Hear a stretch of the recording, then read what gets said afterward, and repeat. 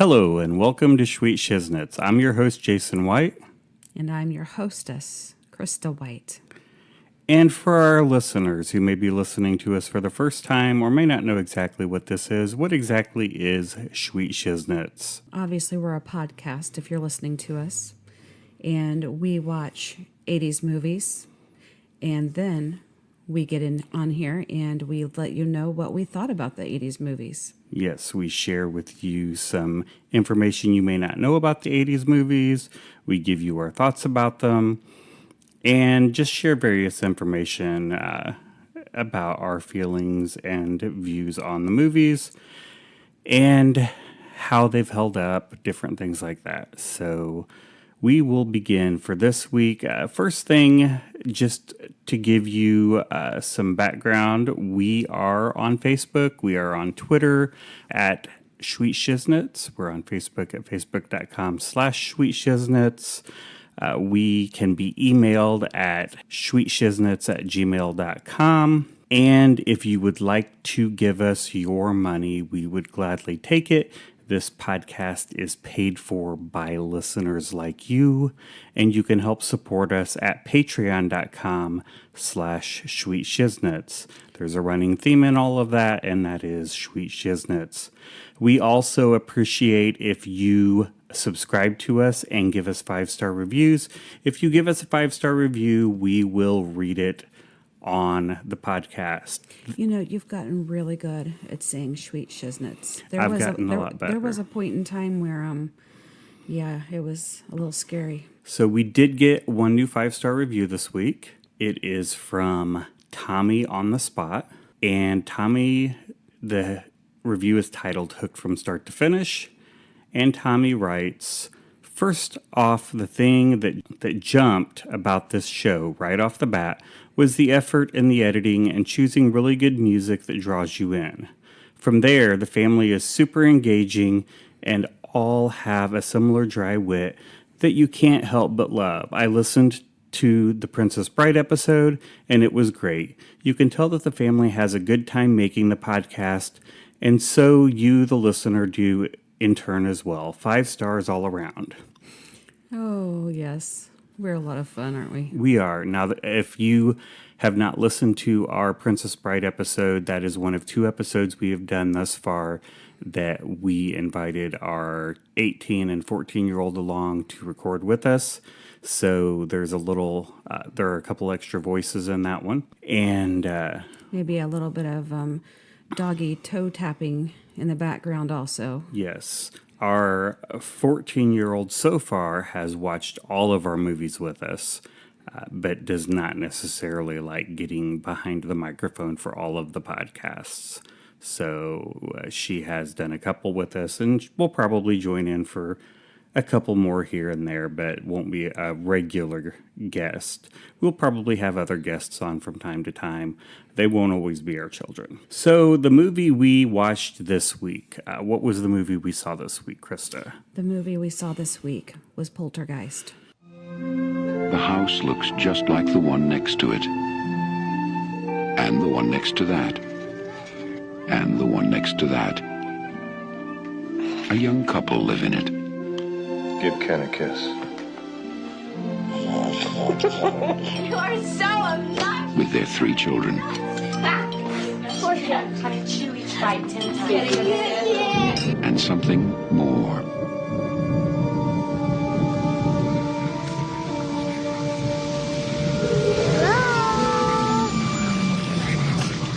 They're here. Sweetie, remember last night? Do you remember when you woke up and you said you were here? Uh-huh. Well, who did you mean? Who's here? TV people. Something's funny going on here next door. Something, We were wondering if maybe you had experienced any disturbances lately. What kind of disturbances? I don't know what hovers over this house. I've never sensed anything like it. That thing is in there with my baby! They're hundreds. Now Steven Spielberg crosses a frightening new threshold into a world within our own. Its form is revealed. What is it? Its focus is clear. And the games are over.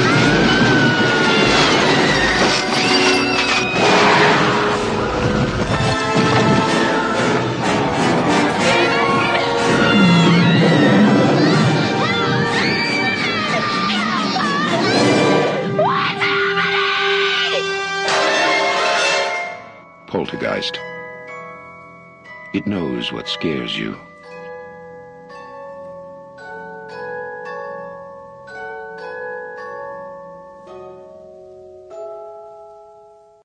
So Poltergeist is a 1982 film. It was written and produced by Steven Spielberg. It was directed by Tobe Hooper. I think that's pronounced Toby. It's either Tobe or Toby. I would think Toby. It stars Craig T. Nelson of Coach fame. A very young Craig T. Nelson. Yes. Jo Beth Williams and Heather O'Rourke. There were some other people in the movie, obviously. Those are the three that I found most notable. What about the short little lady? She was in here as well. She's very notable. She's very notable. She actually is not in a large portion of the movie, but her name is Zelda Rubinstein. Thank you. She has a very memorable role in the movie as the paranormal expert who kind of heads up the house exorcism. Let's just say she helps get Carol Ann home. Yes, she does. And this was really the role that launched the biggest part of her career. And she continued to act from this point through the next 20 years or so until she passed away. Wasn't she the piano player in 16 Candles? She was. Also? 16 Candles came out 2 years after this. I thought she was. And she was the piano player. 16 At the Candles wedding. was, I believe, our third episode. Mm-hmm. And she was the piano player at Sammy's sister's wedding. yes, And the wedding that probably shouldn't have happened. And as she's walking out after the wedding, you can hear her bottle of alcohol making noise as she's walking, and I think it's in her purse. Yeah, she was not a fan of Tobe Hooper. She was one of the people who started the rumors that we'll talk about later that Tobe Hooper really was not the director of the movie, but the movie was in truth directed by Steven Spielberg. Well, you just started talking about the rumor right now. So, but first we're going to talk about the movie itself. So this movie is about a family, Freelings. The Freelings were a family who lived in a little new suburban addition. The dad was I'm guessing a realtor. Mm-hmm. He was I think so. Helping to sell homes in this new addition to new prospective homeowners and trying to help populate the addition. And as one of the first homeowners in the addition, he was like the perfect candidate to try and get new people in to buy new homes in the addition. And You keep saying new edition, and I'm thinking of the boy group. cool it now. Oh, no. Ooh, watch out, You don't need to sing. Mr. Telephone Man. No, we don't need to sing. And so their kids, like all kids in 1982, watched a lot of TV. And Carol Ann, the youngest daughter, was no exception. She liked to sit really close to the TV. No. That's not what happened. Her dad was watching TV, and he fell asleep in front of it. Well, the first scene with her in front of the TV, No, that wasn't the first scene. they were in the living room. The first scene was Dad sitting in front of the television, and he had fallen asleep and had gone to complete That's snow. true. And she comes down. Right, heard something and came down the stairs and And sat she in front starts of, yeah. answering the TV. Exactly. And then he wakes up and sends her back to bed. And he just at that point thinks it's just a little weird, but they don't think that much of it. Well, the next night there's a storm and the kids are getting worried, and the dad's telling the oldest, or the son, who's the middle kid, to count the thunder and the lightning to see. That makes him the oldest son anyway, because he's the Yes, only he's also son. the youngest son. The only son. So he's telling him to count the distance between the thunder and lightning and see how far away the storm is, because if the distance between the thunder and lightning keeps getting longer, then the storm's going away from them instead of getting closer to them, and he doesn't need to worry about it. And it seems to be getting further away. Nonetheless, the next scene you see is them all in bed with their parents. And they're all asleep, and the TV's still on. And as was the case in the 80s, when you watched TV, all of the TV networks signed off with the national anthem at midnight. So if you were staying up to watch TV at midnight the national anthem came on, and then when it was over, you heard, "Play ball." No, that was only if you were watching a baseball game. No. So at the end, the channel signed off, and it went to static at that point. Eventually, You they mean went snow. to It went to snow. having bars across the screen. It went to snow. And Caroline... It went to yes, snow. it went to snow. Okay. Or static. Snow. And it went... But that's not what Carol Ann heard. And Carol Ann wakes up and is standing in front of the TV, It's talking to her. and it's talking to her. And then the rest of the family wakes up, and Carol Ann delivers the famous line. Actually, first they see something flash and some weird things fly out of the TV screen, and everyone's like, what was that? And then Carol Ann goes, "They're here." They're here. She says it better than you do. She does. And nobody knows quite who they are or what they are. But from then on, weird things start happening around the house. Lights are flicking on and off, and Furniture moves. furniture's moving. And at first, the mom's kind of like, wow, this is kind of cool. The furniture's moving around the house. She's a weirdo. Why would you think that's cool? I would have gotten out right away. Who wouldn't? Yeah. Now, something of note, I know what you're going to say. before all of this happens, when they first walk in on Mom and Dad in the bedroom, we see Craig T. Nelson and Joe Beth Williams in the bed watching TV, and Joe Beth Williams is smoking a joint.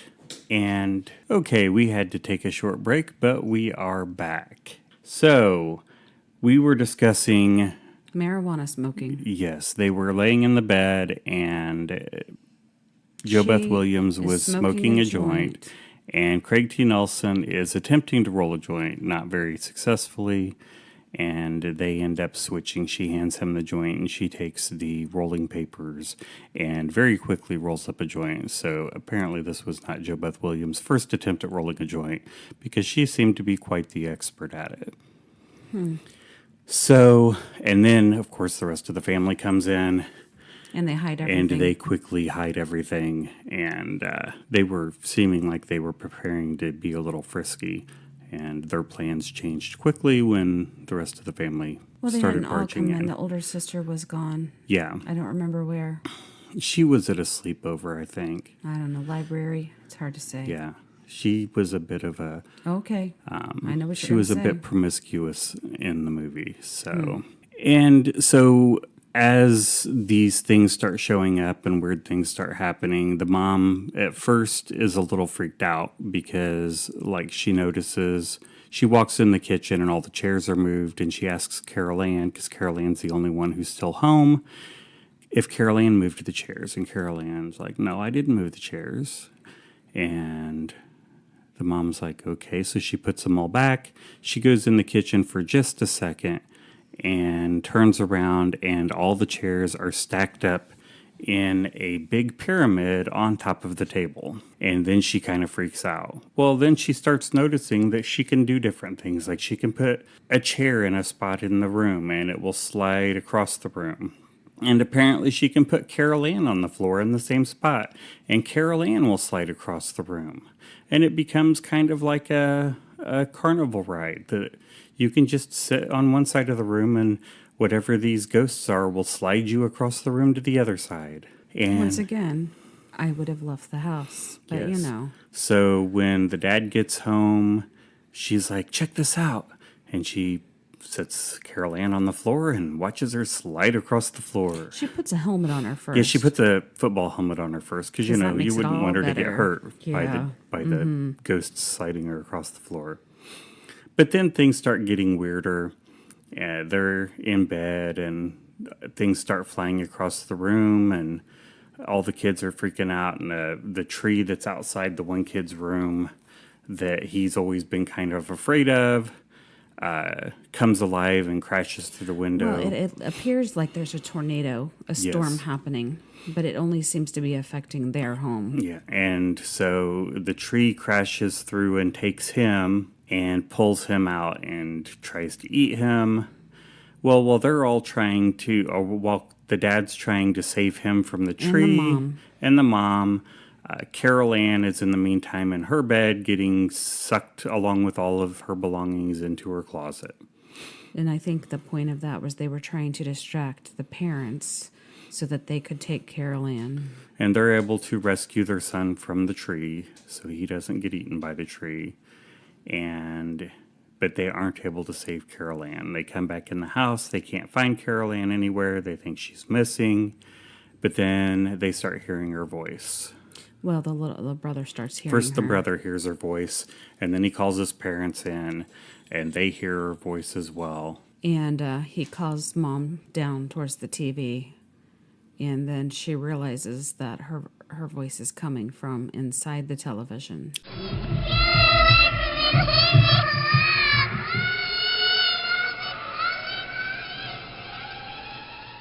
So they're hearing Carol Ann's voice in the television, and they realize that if they have it on a specific channel and it's a static channel, that they can hear her and talk to her, but they don't know what's caused this or what to do about it. So somehow they manage to find a group of paranormal experts to call in. So they call these folks in. They come in and set up camp at the house and decide that they're going to try and help them out. They seem a little sketchy. I'm not sure exactly what was going on with them, but they spend a few days there, record a bunch of stuff. They see some ghosts. In the meantime, Carol Ann's room has become just kind of crazy. That's where the ghosts have largely set up camp, and there's like stuff flying around in there, and one of the paranormal experts goes in there and gets a huge bite in his leg, and they just largely avoid that room because that's where all the bad stuff happens. So after a few days of them hanging out in this particular room, or hanging out in the house and videotaping things, and they see some ghosts come down the stairs and get it on videotape, they decide that they're going to leave and come back with someone who may be able to help them. You left out a lot of funny parts, though. Okay, tell us about the funny parts. One funny part is one of the guys, which, irritated me just a little bit, but he switches out with the other guy to watch the televisions and the cameras.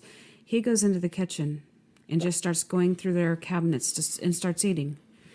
And he grabs a chicken leg, and he's chewing on it, has it in his mouth, goes back into the refrigerator, gets out a huge, like, T-bone steak. And he gets out a pan, and he's going to cook the steak for himself in these people's home. And so he, I don't remember what happens with the steak. He throws the steak on the counter. Yeah, he puts it down. I don't remember what for. And all of a sudden... And then he gets a pan out and puts the pan on the stove like he's going to cook it. Did you notice that I was talking? Well, you said you didn't know what happened. But I was trying to working help. through it. I don't know. Don't interrupt me. In case someone's new here, Jason interrupts his wife all the time. So sometimes I might, get a little touchy with him. Testy. I don't want to hear about your parts. She likes to get a little testy. Anyhow, so you look testy. over at the steak, and it starts moving. It starts inching towards the edge of the counter. So he just stops and stares at it. Then he turns on a flashlight and starts watching it. When it comes to the edge of the counter, it stops moving, but the steak starts in the middle starts like coming, I don't know what you call it. It starts like splitting from the inside out. Like it's come to life and it's exploding or something. It's just really weird. Then it looks like it has maggots in it. So he freaks out and drops the chicken leg. And then you look over the chicken leg and it's crawling with maggots. So he is running to a utility sink because he's going to barf. He was just eating this chicken. And so they show him like with his face down in the utility sink. And then all of a sudden, he starts pawing and scratching at his face. And you look in the mirror and his skin is starting to like come off of his face. And he's pulling for some reason. I mean, if your skin's bugging you and it looks like something's wrong with it, you're going to pull your skin off, right? Yeah. Why would anyone start pulling their skin off of their skeleton? So he's pulling at his skin and it's coming off. And you can see it like blood and stuff going down into the sink. And he's freaking out. And then the next thing you know, it was over and nothing happened. And he just looks at himself in the mirror. So that was a little freaky. But I think the guy deserved it. He shouldn't have been going in their refrigerator eating all their food. Turd. And then, of course, the scene where the ghosts are coming down the stairs starts out with the guy who's watching the cameras is completely not paying attention. He's got his headphones on listening to music and he's reading a book or something. No, he's drawing something. He's drawing. But his back is to the cameras. And so the camera starts moving on its own to point up the stairs to where the ghosts are going to come out. And if you guys cannot see what Jason's doing right now, which you can't, he's making his hands move the way the camera was moving towards the staircase. And so all this stuff's happening. And then the guy who had earlier pulled his face off comes out and sees the ghost starting to come out at the top of the stairs and grabs him and gets his attention. And Jason just took his hands and grabbed the other cameraman, the other guy, and started shaking him. Except there's no other cameraman, so I was just shaking the air. Right. Mm-hmm. And so then, of course, the ghosts come out, and this is what prompts them to go get Zelda Rubinstein. Except they didn't look very scary. The ghosts. No, they looked kind of cool. They were like glowy and almost looked kind of happy. Right. So, right. And yeah, that's not really how the and rest they of the wanted movie to be goes. seen because they moved the camera to videotape them. So it was kind of weird. So then they go get Zelda Rubinstein, who had another name in the movie, I'm sure. Scary, creepy lady. I forget her name too. And she goes and when they first start talking to Carol Ann, before Zelda Rubinstein's there, Carol Ann talks about seeing the light. And the mom's like, okay, go to the light, Carol Ann. And the lady who's heading up the team is like, no, don't go to the light. Stay away from the light. And so then her mom's going, no, Carol Ann, don't even look at the light. Pretend like the light's not there. Go in the opposite direction of the light. So this poor girl. But then Zelda Rubinstein gets there and she starts explaining to them what's going on and all the weirdness of it. And that these aren't... The first lady had explained to them that there are ghosts and then there are poltergeists. And ghosts are drawn to a place and poltergeists are drawn to a person. Well, we find out during the course of the movie that these ghosts are drawn to a place and not a person, so they're really not poltergeists. So the movie's not named accurately because they're there because the whole neighborhood was built on a haunted cemetery. Oh, great, Jason, you just messed it up. I'm done. Bye-bye, people. Just I'm ruined leaving. the whole dang movie. I want a refund for my popcorn and for my drink. I'm just done. We don't have any Actually, we do have popcorn, but we're not eating any popcorn. Great. And I have pants on.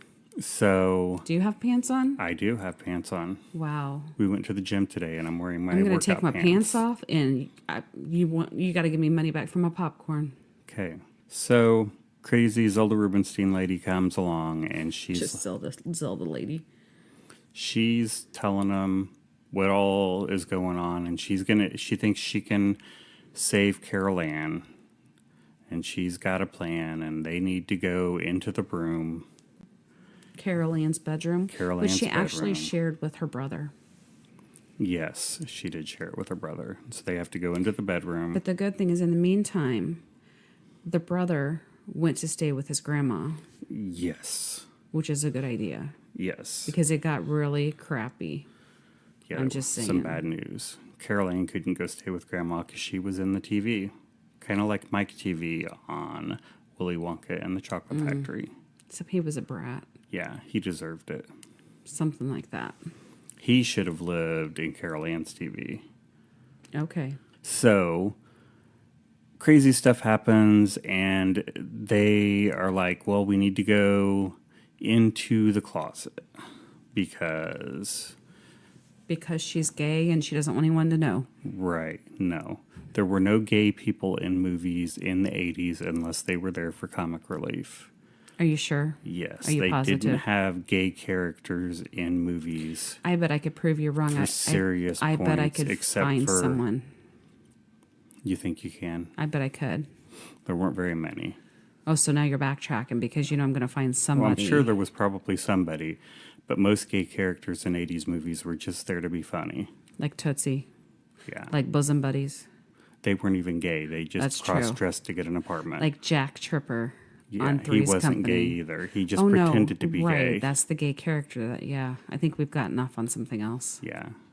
Because she went into the closet Yes. because she was gay.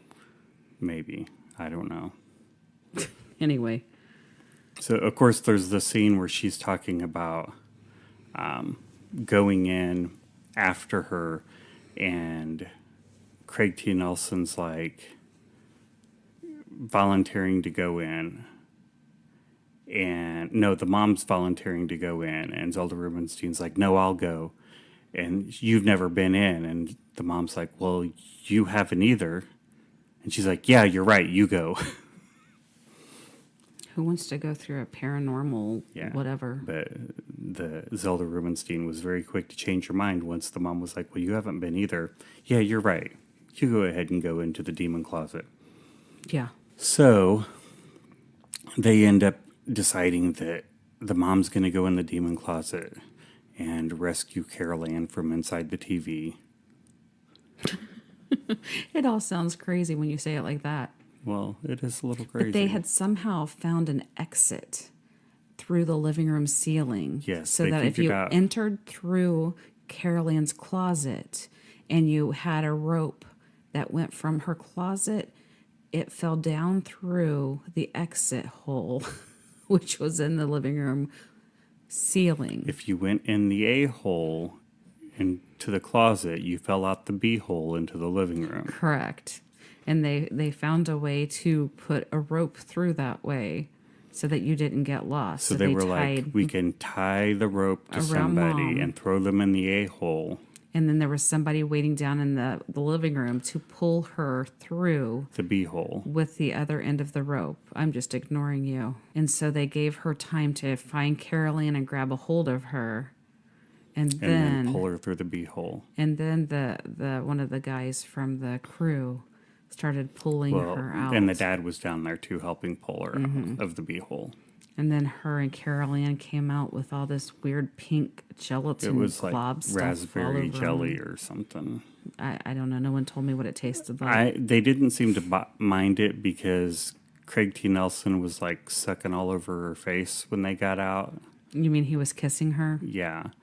So he seemed to enjoy the taste of it. Maybe it was raspberry jello. Maybe you're just gross. Maybe he was like, Maybe he was just happy to see them maybe. because they both came out, didn't they? Yeah, they both came out.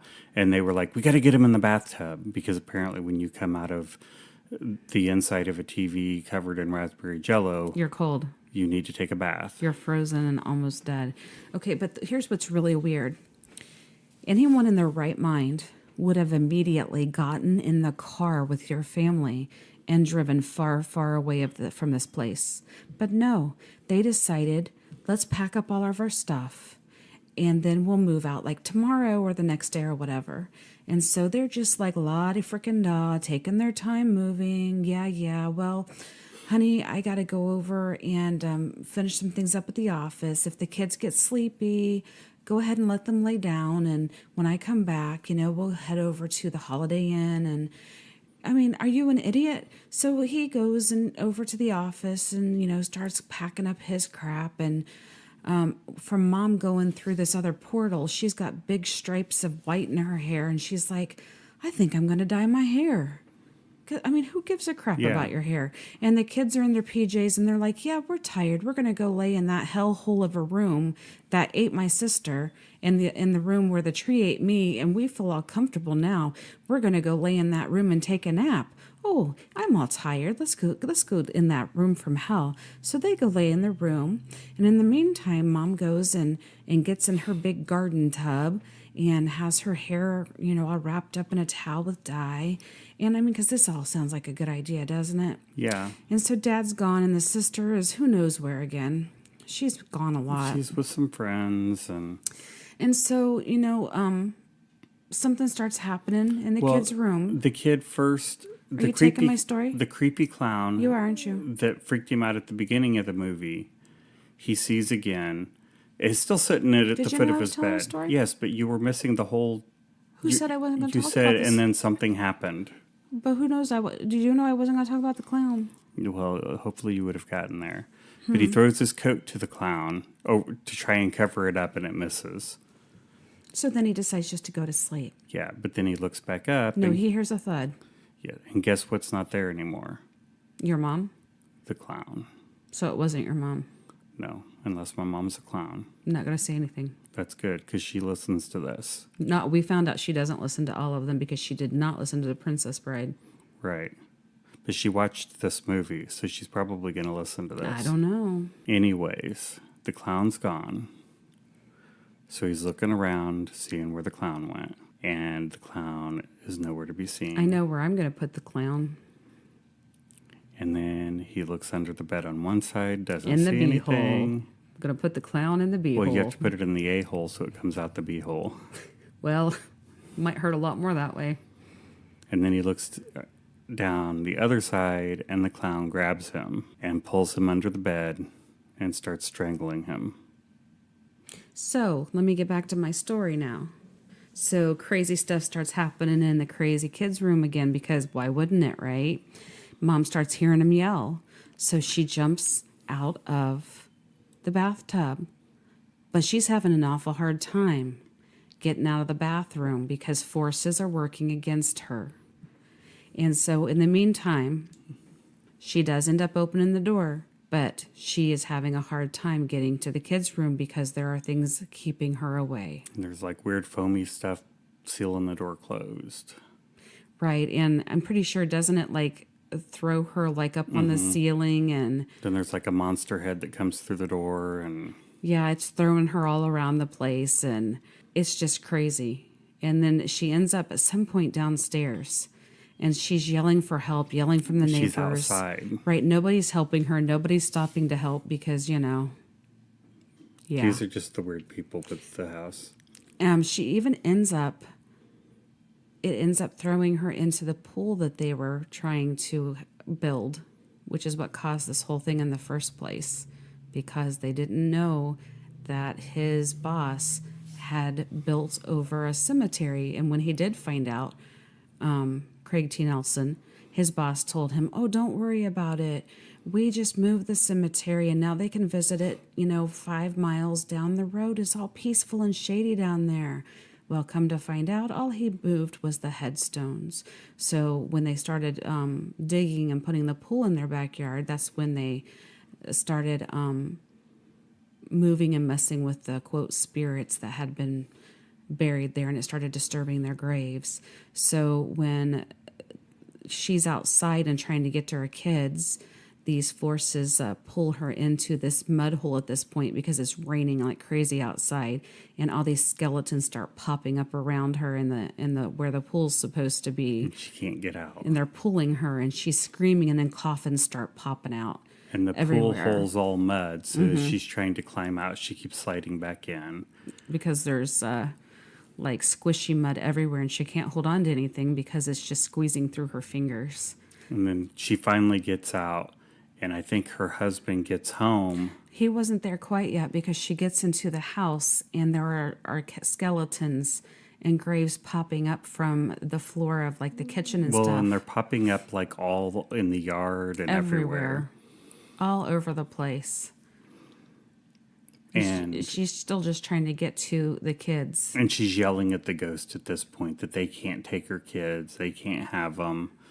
And yeah, and Craig T. Nelson gets home, and he's just standing there like an idiot staring, like he can't believe this is happening again at the house, but he's not moving. And you're like, dummy. He just keeps staring. Dummy, get in the house and help your wife, you idiot. It's just crazy. And then she finally gets upstairs, and she's working at it, and she's yelling at it this whole time. You know, you can't keep me away. And she's working hard against the forces and the ghost. And she gets the door open to the kids' room. And with all of her might, like the wind's blowing against her, and she's holding onto the door frame. This whole time, by the way, she's wearing like a long t-shirt and like and a pair of underwear, and that's it. It's like a football jersey type t-shirt that had to have been Craig T. Nelson's. Yeah, and a pair of underwear, and that's all she's wearing. Well, she had gotten out of the bathtub. We're lucky she's wearing anything, and so she's holding on to like the door jamb because she's wrestling to grab the kids. They're in the bed. There you are again, stealing my thunder. Because there's wind everywhere, and she's not even touching the ground. And she's having her son's, you know, he's holding onto the bed. Carol Ann's holding onto the bed. And that's the only way they're still in there and not going into the closet because it's pulling them. And her son's trying so hard to reach her. And when he finally gets a hold of her, then he has to try to get Carol Ann's hand. And so you're just so afraid she's going to go back into the closet. Yeah, because they're gay. That's what it's all about, Jason. So she finally gets a hold of Robbie, and Robbie gets a hold of Carol Ann, and she manages to pull them all through the doorway, and then everything collapses into the closet. They run downstairs and get outside, and they're trying to leave. Oh, yeah, and in the meantime, the boss ends up over there staring at the house, and he's like, I don't believe it. I don't believe it. And Craig T. Nelson says, well, he calls him a colorful word or two and says, I can't believe you didn't even move the bodies. Yeah, this How is all could your you? fault. And so as they're getting inside the car trying to leave, he gets zapped, the boss does, by some forces, and I'm pretty sure he's gone at that point. Well, he's toasted. He's not dead because he's still standing there. He's just like all blacked out. But I don't know for sure what happens to him at the very end because once they get out of the house, they go to take off and he slams into another vehicle. And then as they're going to take off again, the oldest daughter shows up, and she's yelling, not getting in the car. Yeah. She's just standing there yelling. Like, not again. How can this happen again? Staring at the house. Robbie, the son, is just yelling at his dad to leave. Because she's just not getting in the car or anything. Right. It's like, are you crazy? So Dana's out there just yelling crazy. And Robbie's like, just go, Dad. Go. Leave. Go. And she finally gets in the car, and they take off. And then you see the whole house explode. But before she gets in the car, I made Jason rewind it because I'm like, Jason, look at her. She has a hickey on the side of her neck. What the heck? And so he's like, okay, I'll rewind it.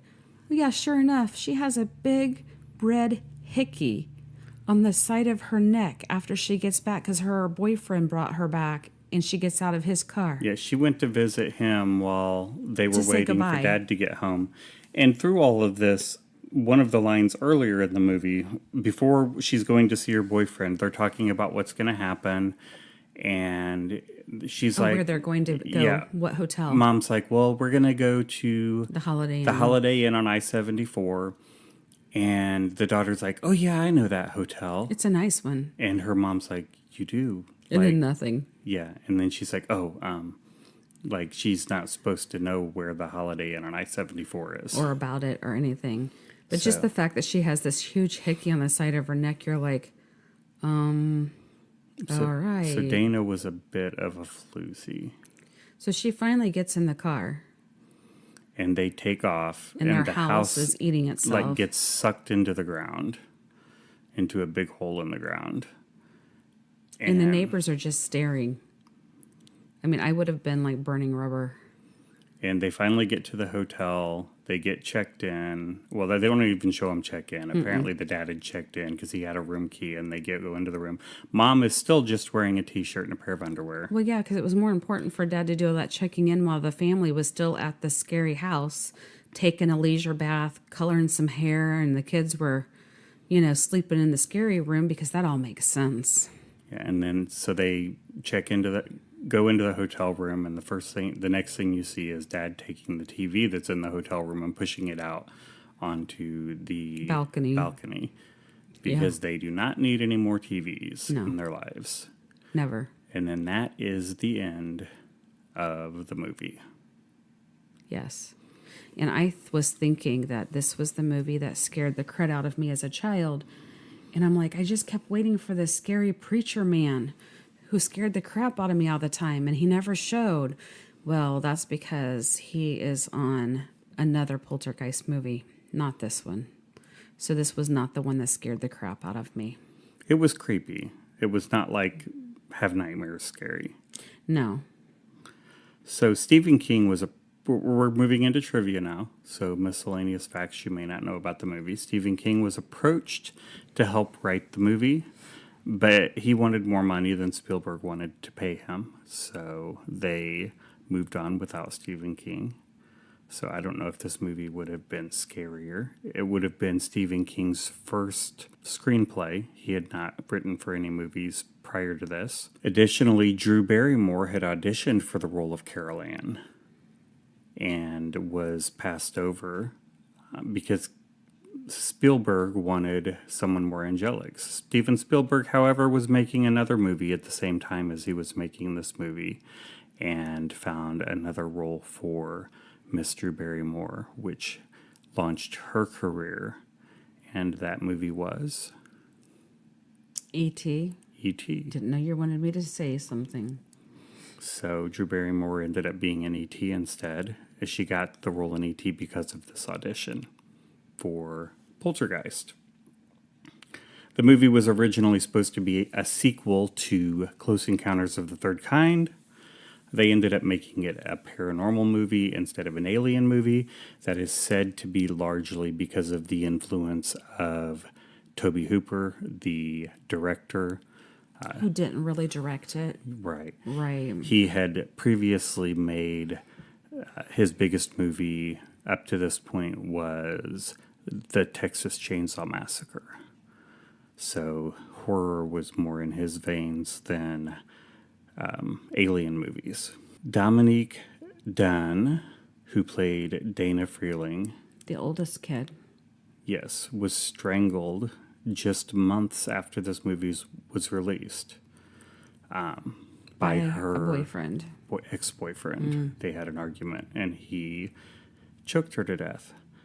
The character Dana was completely written out of the sequels. They did not recast Dana or even acknowledge that she existed in Poltergeist 2 and 3. And Heather O'Rourke, who played Carol Ann, died of a heart attack at age 12 years old, just months after the release of Poltergeist 3. Now, those two things together made people really freaked out about this movie. They had said that they felt that it was something paranormal, that the kids died. Now, Julian Beck and Will Sampson, who were in Poltergeist 2, which was released in 1986, died in 1985 and 1987. However, as some people tie that into the movie being haunted, Julian Beck actually had already been diagnosed with stomach cancer when he signed on to the movie and knew he was dying and died during the making of the movie. Yeah, I don't think that counts. Yeah. When the kids die, I think is when it just freaked people out. Yeah. They thought it was just freaky. Steven Spielberg wrote and produced the movie. He could not direct it due to a contractual obligation he had because he was directing E.T.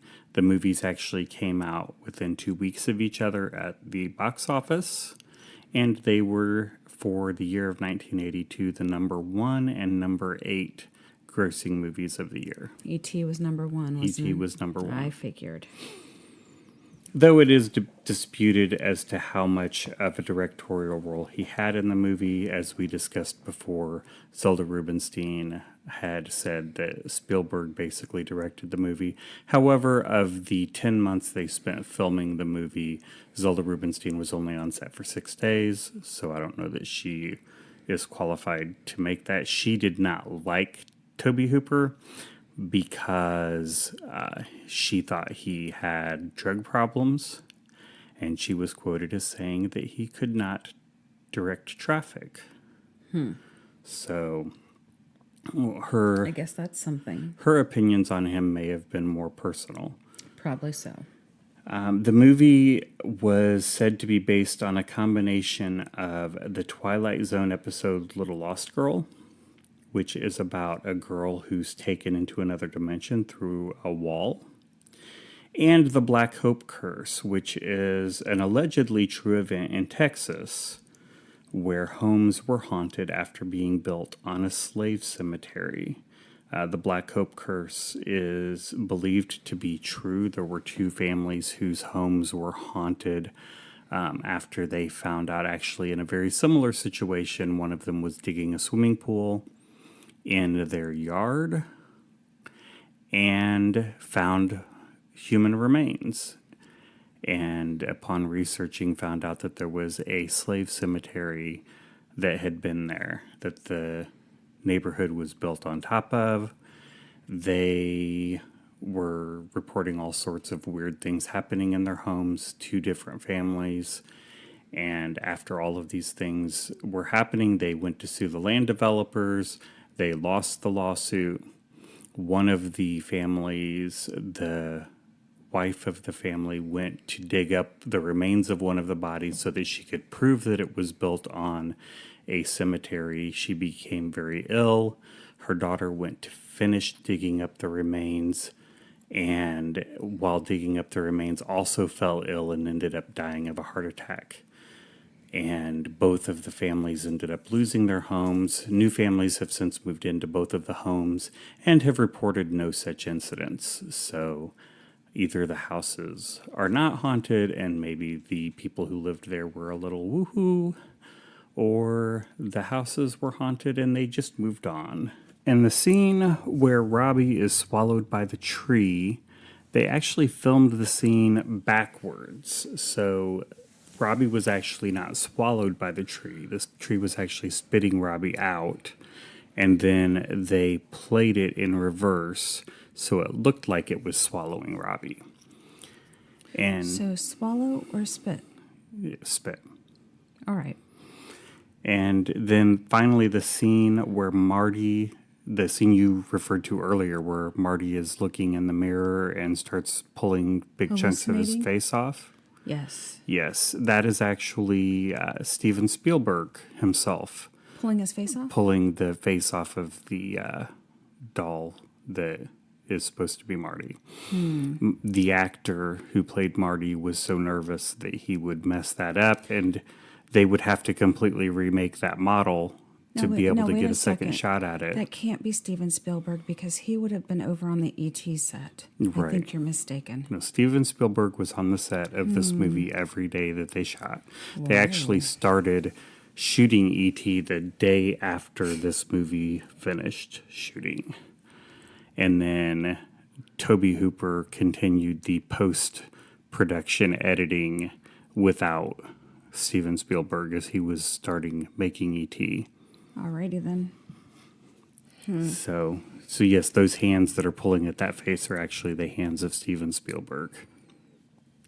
So Just feels all dirty now, doesn't it? we already, yes, it does feel very dirty. It just makes you feel dirty. His fingernails were probably dirty.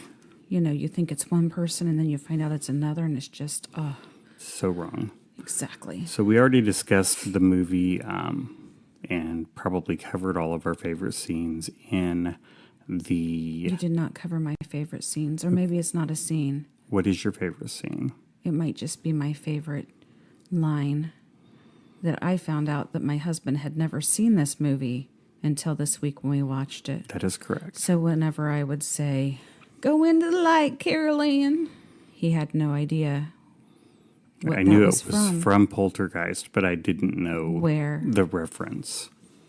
And so now you do. Except for then she got, no, run from the light. Stay away from the light.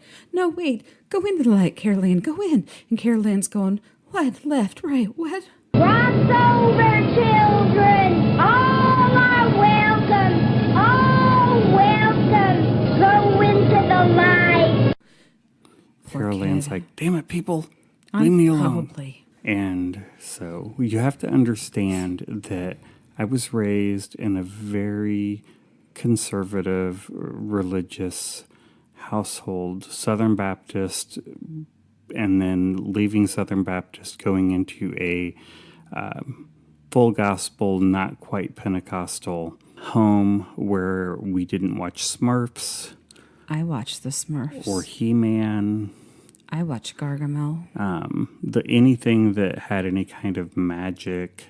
Now, see, I was in a conservative, Pentecostalish Christian home, but mine was different. I mean, I could no longer trick or treat. Your parents were heathens, though. They let you watch scary movies, and... Yeah, I don't know either. I couldn't trick or treat, though. Your mom dressed like a Jezebel. My mom had a Jezebel spirit in her, well, I heard. There you have it. It needed to be cast out. But then, what else? I can't remember the other things you made me just forget.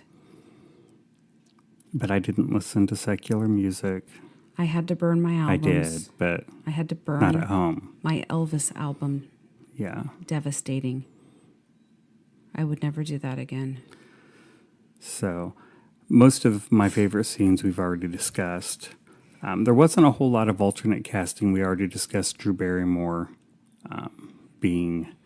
having auditioned for the role of Carol Ann. There wasn't a whole lot else. We will get to our reviews of the movie. So how are we rating this? We're going to rate this in Shiznitz. Did we decide we were rating it out of 5 or 10 Shiznitz? I don't know. How many Shiznitz should we do? I think 5. You that think seems 5 a pretty Shiznitz? standard movie review. So we're going to say 1 to 5 Shiznitz. 1 Shiznit being apocryphal, a movie that has no... What, please? Apocryphal. I've never heard that word. Horrible. A movie that has no plot value, that has no acting quality, a movie that's not worth watching. We probably should try to think of the age in which it was made and not, like, you can't really rate it for now because that would be unfair, don't you think? And then 5 being... You didn't answer me. Right, absolutely. And then 5 would be like a legendary, like all-time classic, brilliantly made. Well, it's not a thriller video. I mean, that's like a 5 right there. So... I'm going to say 4. I was going to say like a 4.2. Nobody said anything about giving any points. Of course you can give points. Now I'm going with a 4. Okay, and why would you give it a 4? What's that 4 rating based off of? It kept your attention. It had a lot of interesting plots going on. The only things that were just frustrating is, they could have kept the second part from happening had they gotten in the car and left because that part was dumb. But, for the time that it was in, the cinematography was good. It was just a decent movie. But like I said, it was no thriller video, so, know. Well, and I would agree that it was well made for 1982. I mean, you have to keep in mind that, like, Star Wars was made in the late 70s and had better special effects than this. You know that I don't watch a lot of Star Wars, so... So it was very good. It probably could have been better, but for when it was made, it was still very good special effects. There were times when the movie probably dragged a little bit, but I don't think in the 80s they were as interested in, like, if you watch movies now, there's this need to keep things happening all the time. Like they're writing for an ADD culture that everything just has to be boom, boom, boom, boom, boom. And in the 80s, they didn't feel that need. But it definitely was a captivating story.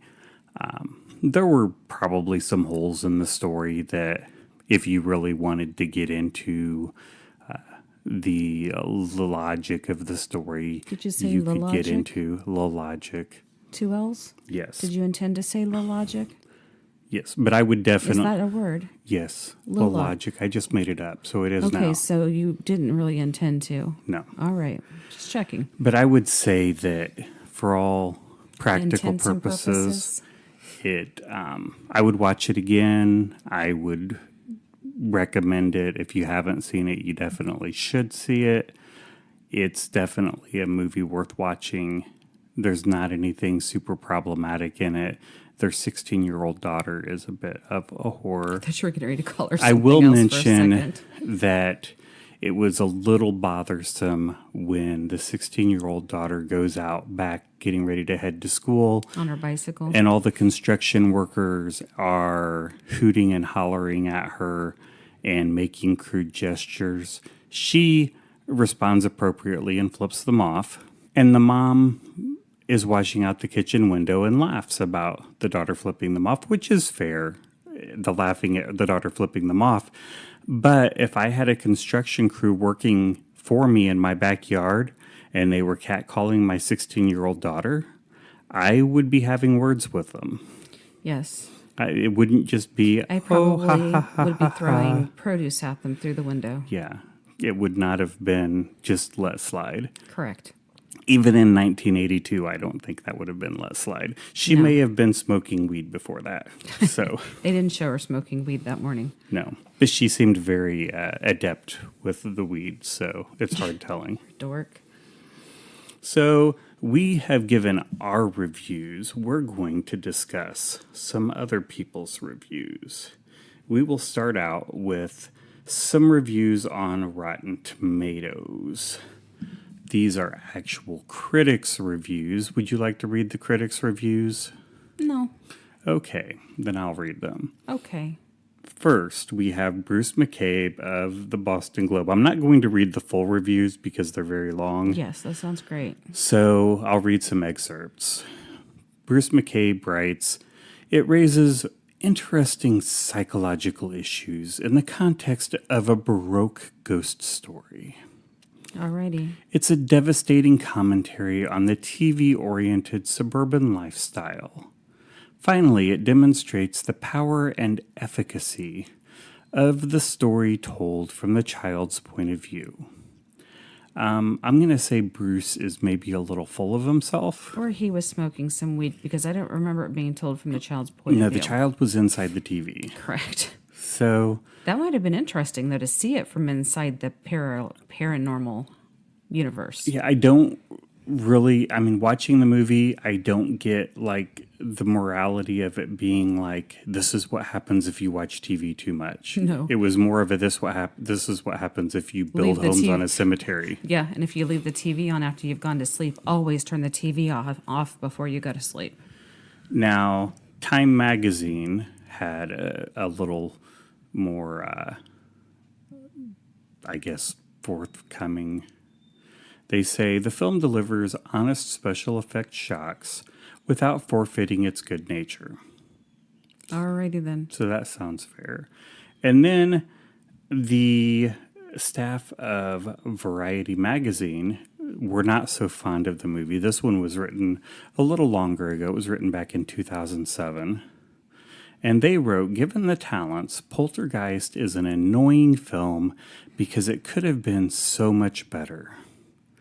So apparently the folks at Variety in 2007 did not care for the movie. I wonder if they were hungry and needed to go to lunch. Maybe they just needed more variety. Now we will look at some reviews from ordinary folks like you Here, and me. I'll read these. We'll start with this one, which is Oh, wow. I've got to say their name, from someone called Mountain Hick. and how many stars did they give it? 5 stars. That's 5 thumbs up, in my opinion. From Mountain Hick. From Mountain Hick. You got to read it like Mountain Hick. Well, I don't know if it's a woman or a man. I'm Well. going to say it's a man. very well written and directed, but won't give your kids nightmares. See, there you go. Now we can move on to the next one. A true horror classic. Stevens takes on I don't know who childhood. Stevens is, I don't but- either.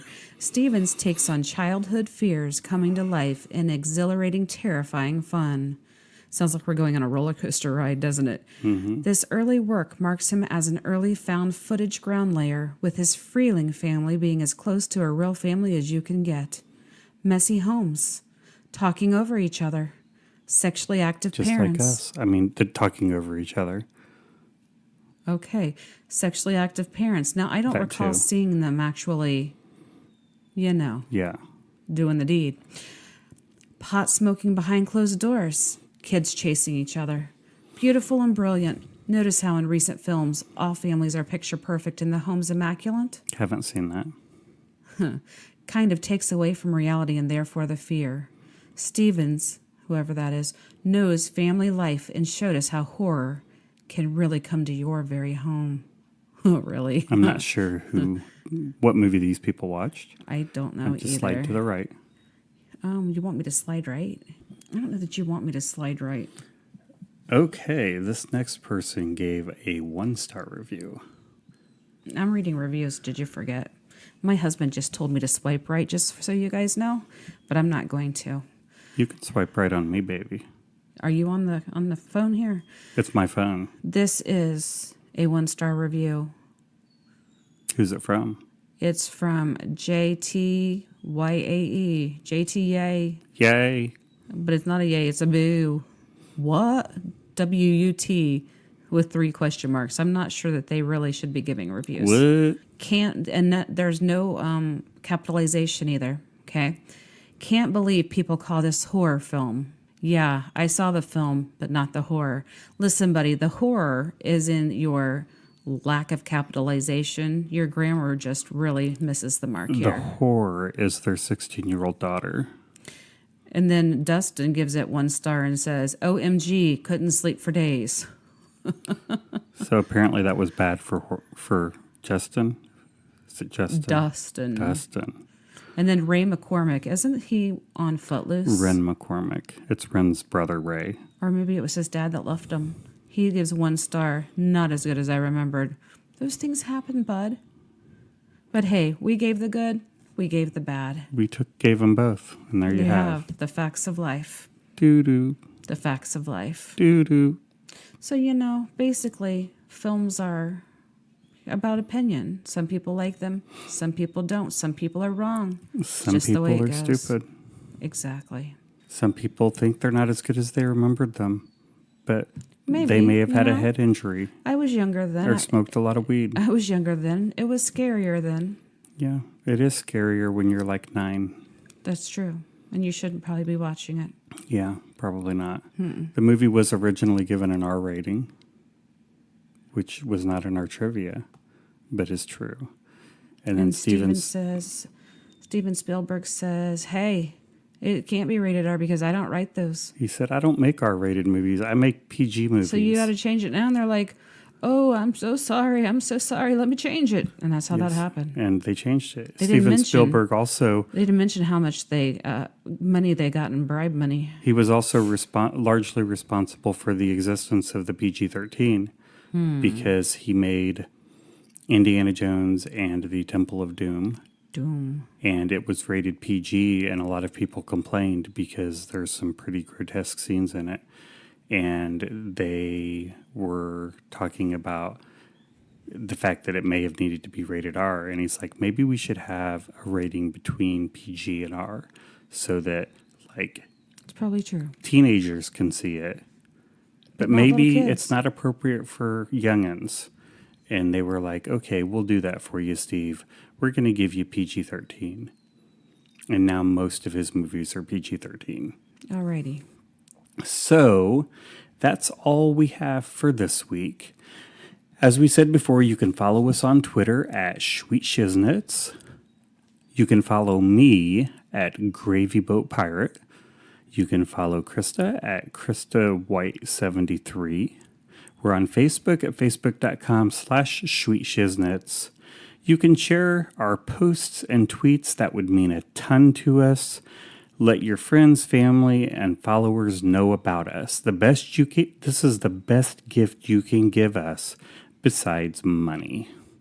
You can find Schweet Shiznitz on iTunes, Google Podcasts, Spotify, TuneIn Radio, Stitcher, or wherever you find quality podcasts. Don't forget to subscribe, rate, and review. Your ratings and reviews make us more visible and help others to find us. Schweet Shiznitz is paid for by listeners like you. To be a supporter of Schweet Shiznitz, go to patreon.com/SweetShiznitz. Supporters will get access to bonus content, and we will also mention you on the air and send you gifts and surprises. So that's all we have for this week. For the Schweet Shiznitz podcast, I am Jason White. And I am Jason Jr. Krista White. You're so And we boring. will talk to you again next week. Bye-bye. Bye-bye.